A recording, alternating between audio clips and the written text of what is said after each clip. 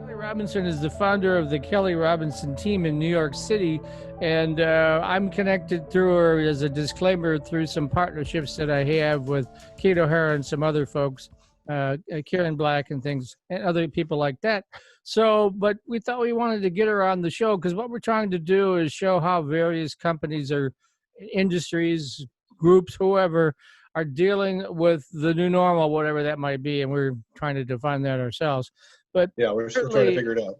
yeah, Kelly's a big time real estate developer there, and a realtor, I should say, in New York City. And I'm kind of curious, Kelly, how has this impacted your business? Well, it's been quite an interesting time. In-person showings are currently illegal in New York City. And it's not like you can drive by a house and look in the windows. So, you've got to walk into a building with somebody. Most showings, you don't give a lockbox, or, the buyer doesn't pick up a key with their broker. The listing agent is showing the property to everybody, unlike many places. And so what we've done is a lot of us have created virtual tours and video tours, and a lot of people are now requesting those when they inquire on a listing. Things have slowed down quite a bit. People don't want to necessarily buy something that they can't see in person. But we have gotten some sight unseen deals done, which has been quite interesting. I'll bet. Yeah, I can't imagine walking into a home and that would be the first time you're physically there is after you've already purchased the thing. That's something genuinely new, I would think. I've seen it more with investors buying sight unseen, where it's more about the numbers for them of the type, the type of rent they can get. Yeah, so is the coronavirus driving down prices? Because what I'm hearing here in Michigan is the real estate bubble is kind of burst. A lot of people are looking to unload property as quickly as they can to free up cash. Same thing going on where you are? So at the beginning, there were some desperate sellers who were just eager to take a deal, not knowing where this was going to go, when we were going to open up, and what was going to happen. So there were some really good deals to be had. New York City has been soft with regards to residential real estate for about 2 years yet. So we really are at the bottom right now, in my opinion. But since the pandemic started, a lot of people pulled their properties off of the market. And in the spring, in New York City is the busiest time for real estate in Manhattan. And so while we typically see in April about 2,000 new listings come on the market, and in May about 2,000 more new listings come on the market, we've seen a lot of people remove their properties from the market, and then only about 70 per week have been coming on the market. So it's been interesting because the lack of supply has been outpacing the lack of demand, and it's actually pushed prices up about 1%. Really? Huh, interesting. Yes. It's bizarre, but it's happened. I've gotten quite a few contracts out at or around an asking price recently, which was surprising to me. But that's in part because the inventory is extremely limited, so it's good old supply and demand at work again, right? Exactly. People still need shelter. It's a primitive need. People are still going to have to be here for work when things open back up, or they currently are. And there also have been quite a few people who have inquired on listings that are for sale and asked if the owner would be willing to rent. So a lot of people who are thinking of buying are now renting because they don't want to make an investment again on something that they can't see in person. So the rental prices have gone up. Yeah, we're kind of seeing that around here too. Rental prices are edging up. People are hedging their bets, and it gets back to I'm not going to buy a house that I haven't thoroughly toured and examined and had my inspectors in looking at and everything else, right? Yeah. Well, plus people's employment prospects are probably a little shaky at the moment, so they may want to rent to maintain more flexibility. That's true. And then in New York, we also have cooperatives, and that makes up about 70% of what's for sale. And if you don't have a certain income, whether a bank will give you a loan or not, or you're not employed, you can get turned down by the board. And not be able to buy, and you could be in contract for 3 months or more waiting for that to happen, just to be told no. So that's another thing that's kind of unique to New York.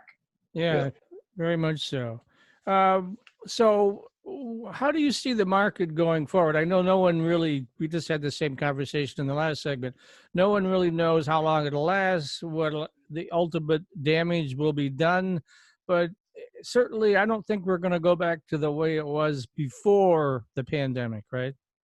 No, open houses in New York are a really big thing. And we've been doing them virtually right now with the owner showing and us on a Zoom call, kind of guiding people through as the owner shows. I think there will be more virtual open houses that we will host in the future. And I think, it's now it's illegal to have multiple people there at one time. You have to take people up one by one once we open back up. You have to sanitize everything before, you have to sanitize everything after. I personally will make people wear masks and gloves, and I will open all doors and everything for them. One thing that I think is going to change going forward is I think that our process here is so complicated, and it can take 3 to 6 months to close on a property. And I think things are going to get a little bit more streamlined. There's a lot of paperwork here, and I think a lot more of that will be online going forward.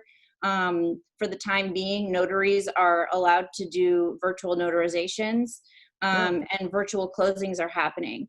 So I think that's something that will continue into the future. People won't all want to be sitting very close to each other in the same room for a long time at a closing table. So is your business strictly in Manhattan, or are you in other boroughs in, say, New Jersey or Connecticut as well? I focus on Manhattan.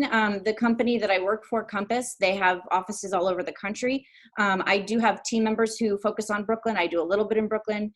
I have team members who focus on Queens and some of the other boroughs as well. Now, I know yours is a very unique situation vis-a-vis real estate around the country, but how do you've been doing this a long time. How do you see other realtors around the country, not just in the very large cities like Detroit, Chicago, New York, but I mean, just real estate in general? Do you see a lot of the stuff that you're doing carrying over to the smaller communities, rural communities? It's so different here in Manhattan than it is in rural communities. But I do think that a lot of people are going to be buying larger homes or second homes in rural communities, just to have a place to escape to. I think here, outdoor space is private outdoor space in your apartment is going to be a big thing. I also think that people will probably start taking more professional photos outside of the city, and they will also start doing video tours of properties outside of the city. Maybe listing agents will start to come to the showings outside of the city so that they can sanitize everything before and after. I'm curious, this may be an opportunity for tech companies or software companies. What tech services would you like to see to make remote showings better? What do you see as the gaps in the technology?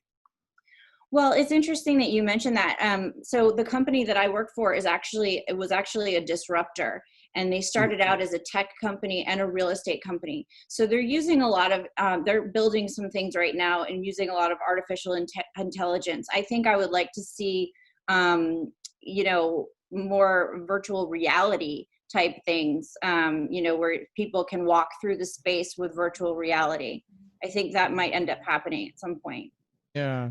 It would be interesting. It would be interesting to be able to show people a space as it is, and then have them overlay like their furniture or a new paint color or a new wall covering or something like that, new window treatments on the space. For sure. And there's definitely technology to do that. There, virtual staging and whatnot. I think that will get more advanced in the near future. So, all right. So if people want to get a hold of you for more information, how do they do that? They can contact me at kelly.robinson@compass.com. That's Kelly with a Y. Okay. Well, thanks for being on the show today, Kelly. We appreciate it. Thank you so much for having me. I appreciate you. Traditional four-year students love Lawrence Technological University's thriving campus life. But LTU has always met non-traditional students' needs too. Lawrence Tech offers over 100 degree and certificate programs that can get adult students started or back on track. And most of our classes are conveniently offered evenings at our beautiful Southfield campus or online, so you can balance your social, family, and work life even while you power up your career. Lawrence Tech, where Blue Devils dare.